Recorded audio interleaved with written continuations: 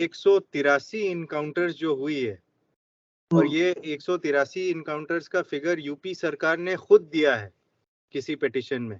दोस्तों, हिंदवॉइस में आपका स्वागत है। मैं हूं इकराम। हमारे साथ लाइव ऑनलाइन यानी कि जुड़ चुके हैं सुप्रीम कोर्ट से सुप्रीम कोर्ट के वकील एडवोकेट अदील अहमद। सर, बहुत बहुत स्वागत है आपका जी। कुछ सवाल है मेरे। ये जो कस्टोडियल डेथ हुई है अतीक अहमद और उसके भाई अशरफ की, यूपी पुलिस की कस्टडी में, बदमाश आते हैं, मारते हैं। देखिए, वो साबरमती जेल में थे, अपने ब्याह पे अपनी सुरक्षा की गारंटी देकर उन्हें लाया गया था, जबकि उन्होंने ये याचिका भी सुप्रीम कोर्ट में लगाई थी कि मेरी जान को खतरा है और मुझे मार दिया जाएगा। यहाँ तक उन्होंने बोला। उसके बाद भी यूपी पुलिस लेके जाती है और बहरहाल उनके साथ जो कुछ हुआ सारी दुनिया जानती है। मैं आपसे पूछना चाहता हूँ, सुप्रीम कोर्ट का इसको लेकर क्या नजरिया है, क्या रवैया है, क्या कुछ चल रहा है अभी फिलहाल कानूनी रूप से? ऐसा है कि जो वारदात हुई है वो तो सरेआम हुई है, सबके नजर में हुई है, लाइव चैनल्स के सामने हुई है। और जैसे आपने ठीक फरमाया, आतिक जी ने खुद पिटीशन भी दर्ज की थी सुप्रीम कोर्ट में, अपनी याचिका भी थी, लेकिन सुप्रीम कोर्ट ने फिर उस याचिका को खारिज भी कर दिया था उस वक्त कि नहीं, आपका लाइफ पे कोई थ्रेट नहीं है, कुछ नहीं है, ऐसा कुछ बेसलेस है। आज के तारीख में उनको उनके ये वारदात के बाद में एक पीआईएल दर्ज हुई है सुप्रीम कोर्ट में, जो 183 इनकाउंटर्स जो हुई है, और ये 183 इनकाउंटर्स का फिगर यूपी सरकार ने खुद दिया है किसी पिटीशन में। तो ये याचिका जो दर्ज हुई है, ये पीआईएल जो दर्ज हुई है सुप्रीम कोर्ट में, वो इसी मसले पे है कि ये जो सारे इनकाउंटर्स हो रहे हैं, इस पे इन्वेस्टिगेशन बिठाया जाए, फॉर्मर सुप्रीम कोर्ट जज के रैंक के आदमी को इसका एक इंक्वायरी कमेटी गठन किया जाए, उसमें उसको बैठाया जाए और तफ्तीश किया जाए, जांच की जाए कि भाई हो क्या रहा है। जी जी। लेकिन सवाल तो है, इससे पहले जब विकास दुबे, उसके लिए भी एक जांच कमेटी बनी थी, बाद में क्लीन चिट दे दी गई कि गाड़ी कैसे पलटी या खुद ही पलट गई। लेकिन यहाँ पर क्या लगता है, यूपी सरकार ने भी एक जांच कमेटी बनाई है कि जांच करेंगे, उच्च स्तरीय जांच करेंगे, 2 महीने का टाइम दिया है, सब कुछ होगा। तो सुप्रीम कोर्ट अगर बनाता है तो क्या सुप्रीम कोर्ट की वाली कमेटी पर कुछ खास असर होगा उससे? देखिए, ऐसा है कि ये सब चीजें जो है नेशनल स्तर पे होना चाहिए, बिल्कुल नेशनल लेवल पे, इसीलिए क्योंकि ये कोई एक स्टेट की घटना नहीं है, और ये ऐसी चीज है जिसमें सब लोग जानते हैं कि एग्जीक्यूटिव की इन्फ्लुएंस होती है, कहीं ना कहीं वो इन्फ्लुएंस कर जाते हैं ऐसे कमिटीज में। तो अगर ये सुप्रीम कोर्ट के लेवल पे हो तो इंटरफियरेंस की संभावना बहुत कम है। जी।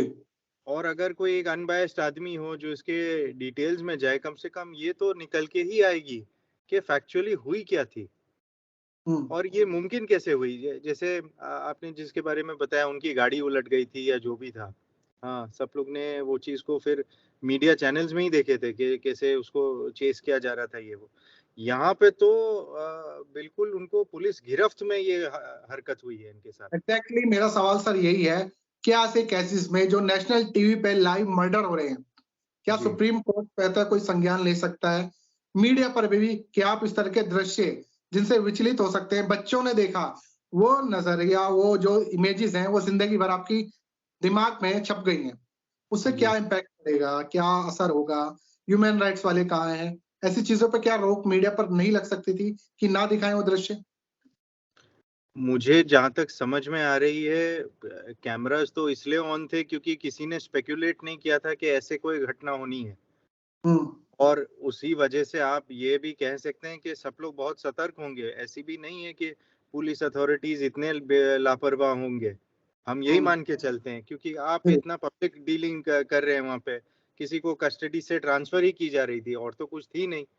तो अगर वैसा है और सब लोग जानते हैं कि भाई किसी को कुछ करना है हरकत, तो आप चोरी छुपा करोगे। लेकिन ऐसे दिन दहाड़े वाले जो हरकत हुई है, तो इसमें तो supreme court suo motu action ले भी सकते हैं, ऐसी कोई बात नहीं है, क्योंकि बेसिकली ये देखा जाए तो किसी का ही नहीं, ये एक आम नागरिक का भी right to life and liberty है, right to law and order है। जी जी, 5 बार का विधायक जो मरने वाला है, 1 बार सांसद, ठीक है, उसका एक क्रिमिनल हिस्ट्री है, लेकिन साथ साथ एक वो पॉलिसी मेकर एक तरह से कह सकते हैं उसे, वो रहा है 5 बार का विधायक, 1 बार का सांसद, वो पॉलिसी मेकर, उसने अपनी सेवाएं राज्यसभा में दी हैं, क्रिमिनल हिस्ट्री होती है, वो है उसकी, वो चल रहे हैं। लेकिन उसके बावजूद उसके साथ एक घटना होती तो मुझे लगता है और बहुत सारे लोगों को लगता है कि सुप्रीम कोर्ट को स्वतः संज्ञान लेना चाहिए। कितना हो सकता है इसमें? हो सकता है, क्योंकि जैसे कि आप भी बता रहे हैं कि देखा जाए तो संविधान के वैल्यूज के खिलाफ ही है ये। आपको फ्री एंड फेयर ट्रायल का हक है, right to protection even inside police custody है, right to life and liberty है। हमारा तो कोई तानाशाह नहीं है यहाँ पे, या कोई डिक्टेटरशिप की पॉलिसी नहीं है। हमारी तो स्वतंत्रता है, डेमोक्रेसी है, लिबरल वैल्यूज है। आपके व्यू पॉइंट्स अलग हो सकते हैं, क्रिमिनल चार्जेस भी हो सकते हैं, लेकिन चार्जेस का तो अपना ट्रायल होता है, अपना फैसला होता है। तो उसके बेसिस में आप किसी के ऊपर, और वो भी अगर इतना भारी पैमाने पे अगर पुलिस प्रोटेक्शन थी और उसके बावजूद ऐसे आदमी को ये किया जाए, तो ये कहीं ना कहीं बहुत बड़ी सवाल खड़ा करती है।